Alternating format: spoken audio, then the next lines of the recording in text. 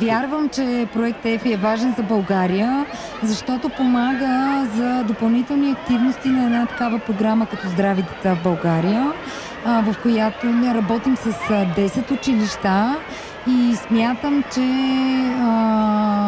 балансираното хранене, консумацията на плодове и зеленчуци, активния начин на живот, особено правилното, достатъчното време за сън и правилната консумация на вода е от изключително значение за промяната на децата за един по-здравословен начин на живот и проекта ЕФИ много помага на нашите допълнителни дейности в училищата. България е малка държава, но София е столицата на България, най-големия град. Вярвам, че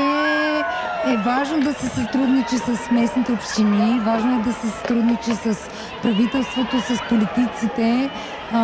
за да има устойчива програма и да може проектът да работи добре.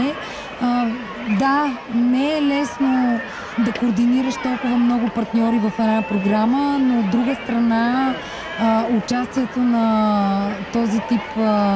партньори е важен и определено помага за развитието на проекта.